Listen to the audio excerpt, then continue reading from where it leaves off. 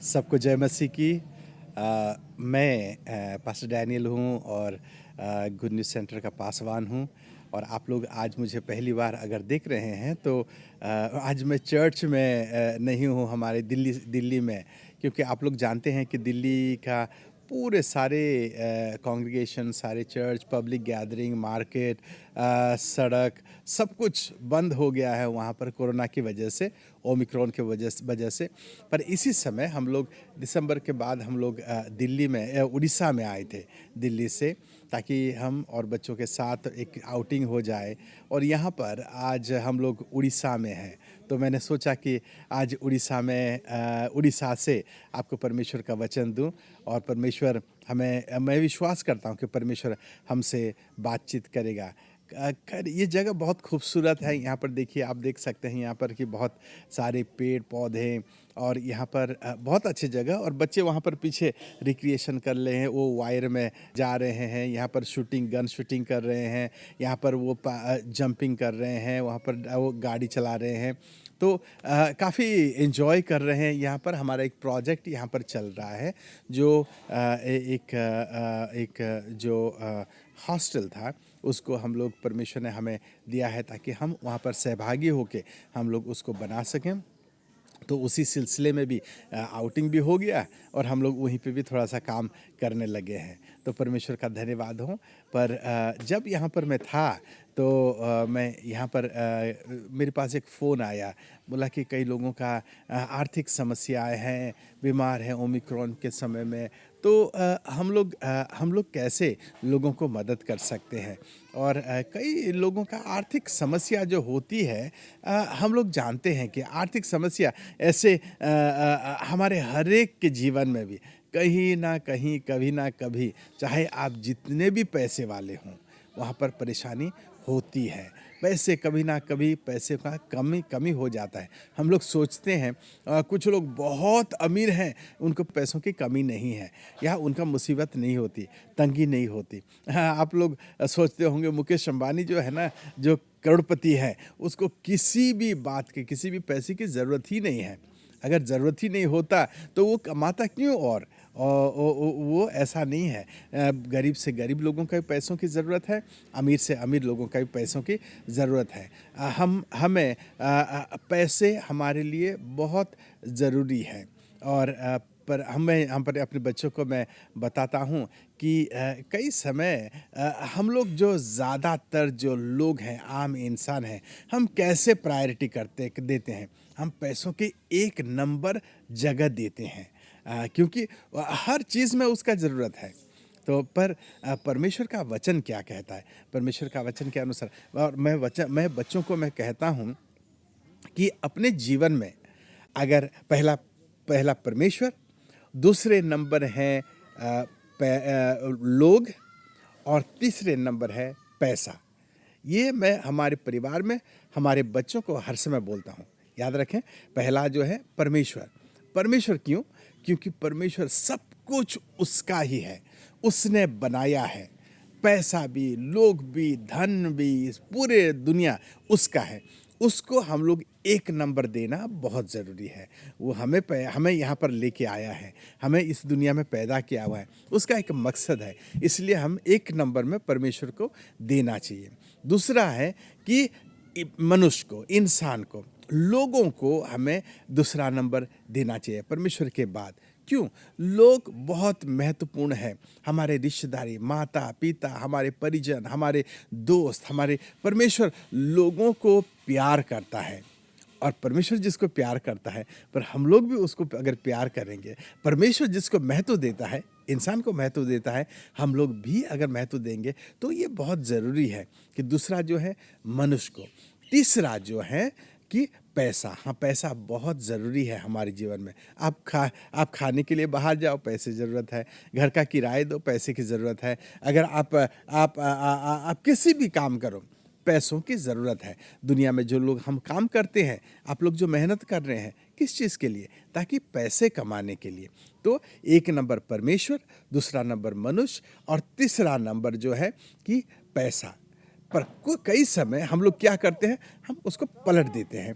हम लोग बोलते हैं कि नहीं, पहला जो है उसको पैसा होना चाहिए, पैसे के लिए भागते हैं, सुबह से शाम तक भागते हैं, लोगों का परवाह भी नहीं करते हैं। और परमेश्वर के लिए तो कई लोग सोचते हैं जब मैं बुजुर्ग हो जाऊंगा ना, वहाँ पर तीर्थ में जाऊंगा। परमेश्वर को आखिरी जगह देते हैं। तो क्या होता है, जब पैसे के पीछे भागते हैं, ये पैसा ऐसा एक चीज़ है जैसे कि सूरज, और आप सूरज के सामने आप खड़े हुए हो और आपके पीछे आपका परछाई वहाँ पर है।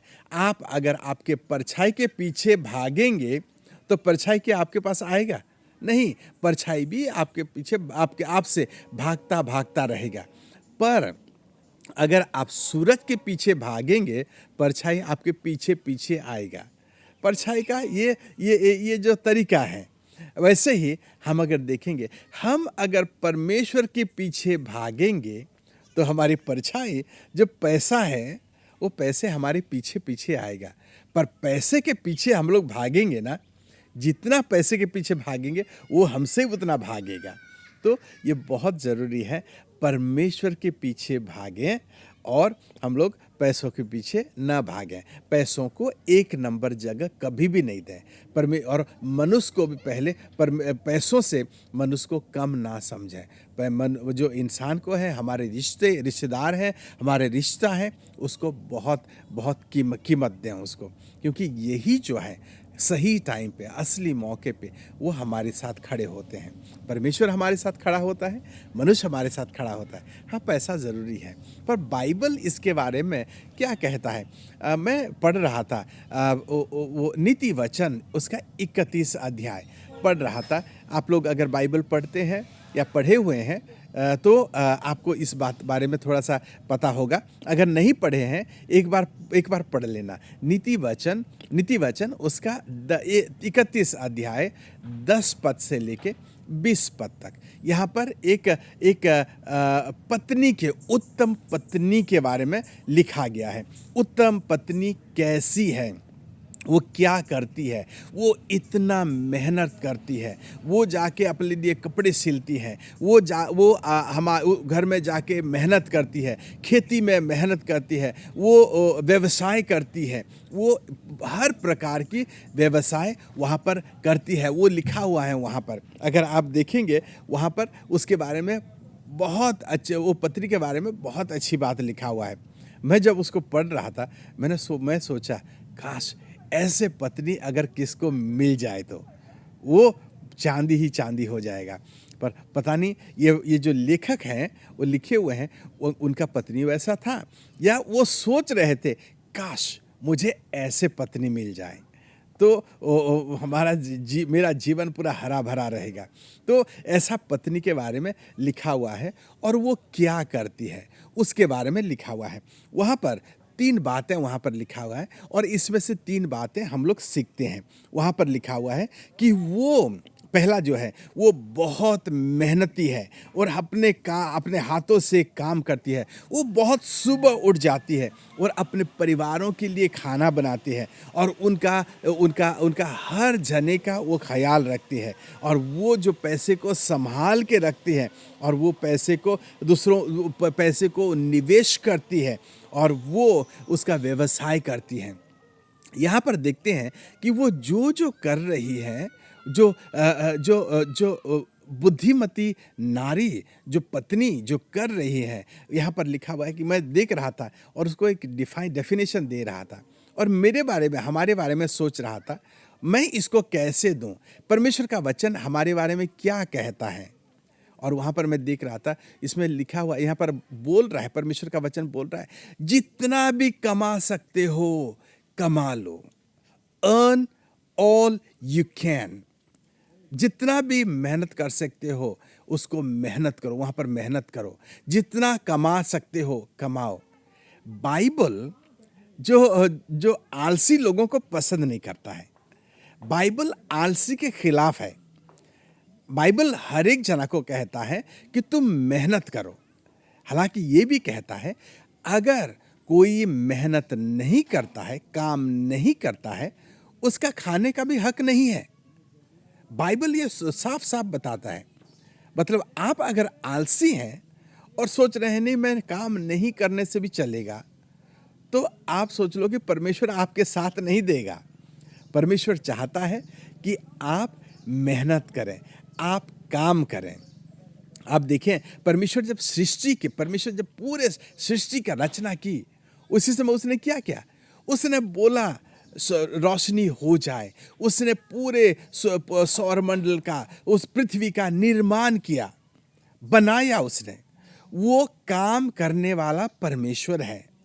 हमारा परमेश्वर जो बनाने वाला परमेश्वर है। बनाने के लिए मेहनत लगती है, बनाने के लिए सोचना विचार करना पड़ता है, बनाने के लिए हमको हमारे चारपाई से उठ के सुबह तैयार होके काम करना पड़ता है। परमेश्वर हमारा जो है वो काम करने वाला परमेश्वर है, और वो चाहता है, हम जब उसके लोग हैं, वो कभी भी नहीं देखना चाहता है कि हम आलसी होके बैठे।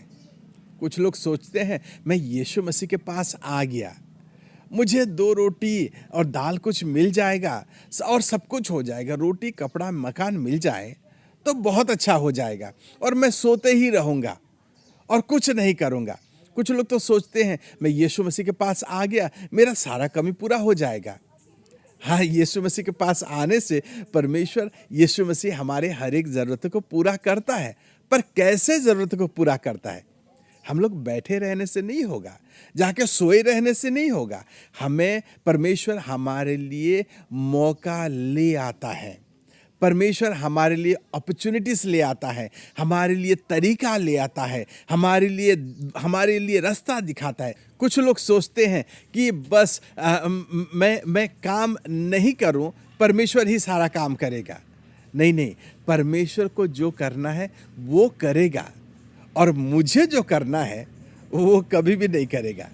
वो उसको जो करना है वो नहीं करेगा कि तू कर ले मेरे लिए, मुझे नहीं बोलेगा उसका काम करने के लिए। पर जो मुझे करना है वो मेरे लिए, मेरा काम वो खुद ही नहीं करेगा। ये हमें बहुत समझना बहुत ज़रूरी है।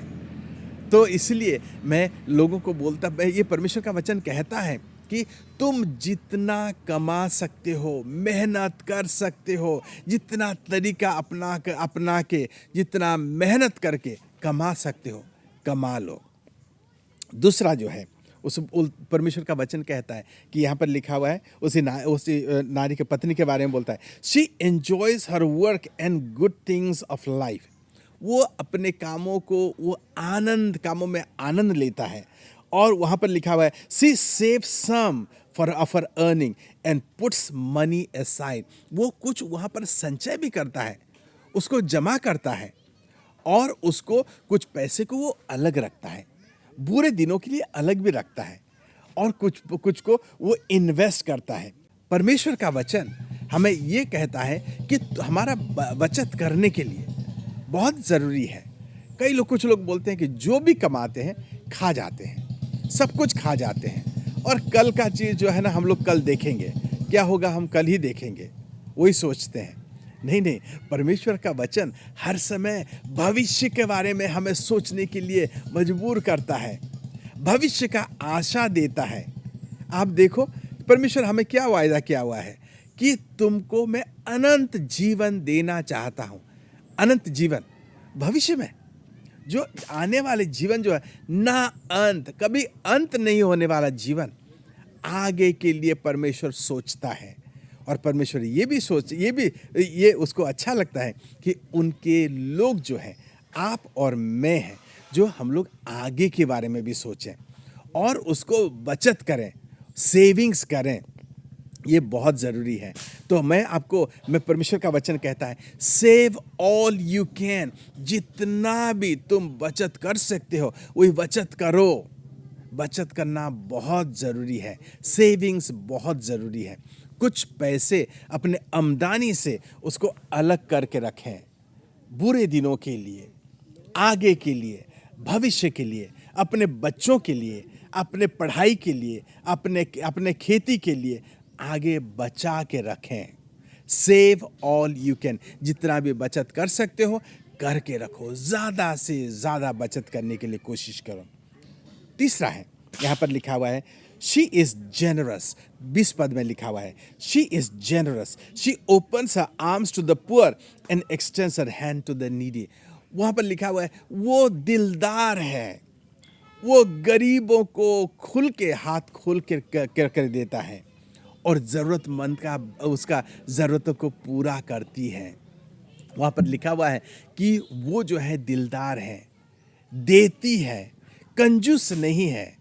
परमेश्वर का वचन जो है ना, कंजूस के बारे में, कंजूस को अच्छा नहीं मानता है। आप अगर कंजूस है ना, परमेश्वर का आपका पसंद, परमेश्वर का गुण आपके जीवन में नहीं है। कंजूस का क्या है? कंजूस जो भी देखता है मेरे लिए है, मैं रखूं, मैं सब कुछ मैं केंद्रित हो जाता है। पर अगर आप परमेश्वर को देखेंगे, परमेश्वर का गुण को देखेंगे, परमेश्वर हर चीज अपने लिए नहीं बनाया, परमेश्वर दूसरों के लिए बनाया है। ये सृष्टि जो बनाया है, क्या परमेश्वर एंजॉय कर रहा है? नहीं, हमारे लिए बनाया हुआ है। परमेश्वर दूसरों के लिए बनाया हुआ है। तो परमेश्वर देने वाला परमेश्वर है। जो परमेश्वर है कि जो है उसका बोलता है कि मैं, मेरे पास सोना चांदी सब कुछ है, मैं तुमको देने वाला परमेश्वर हूं। उसका नाम है यहोवा यारे, जो मुहैया करवाने वाला परमेश्वर। एल शदाई, जरूरत से ज्यादा देने वाला परमेश्वर हमारा है। वो परमेश्वर महान परमेश्वर है, वो देने वाला परमेश्वर है। यहाँ पर उसी नारी के बारे में कहता है कि वो देने वाली दिलदार है, खुले दिल से वो देती है। यहाँ पर परमेश्वर का वचन हमें जो कहता है, जितना दे सको दे दो, गिव ऑल यू कैन। जितना भी हो सके, जितना दिलदार हो सको, दिलदार हो जाओ और दो। कल मैं किसी से बात कर रहा था, उन्होंने पूछे कि वो मैं मेरा बाल कटवाने के लिए गया था और वो पूछ रहे थे कि ये ईसाई लोगों के पास इतना पैसा कैसे आता है। और मैंने बोला कि जब तुम लोग कलीसिया में जाते हो, हमें देना बहुत ज़रूरी है। लोग बोलते हैं कि अरे जब चर्च में जाते हैं चर्च वाले पैसे देते हैं आपको, और हमें पता है कि जब चर्च जाते हो कोई चर्च में पैसे देता है? नहीं, बल्कि मुझे पैसा देना पड़ता है। मेरा 10वां हिस्सा का एक 10वां हिस्सा मुझे वहाँ पर चर्च में देना पड़ता है हर महीना। कमाई अगर 10,000 है, 1,000 रुपया कलीसिया में जाएगा। 20,000 है तो 2,000 रुपया कलीसिया में जाएगा। 1,00,000 है तो 10,000 रुपया कलीसिया में जाएगा। ये परमेश्वर का वचन कहता है।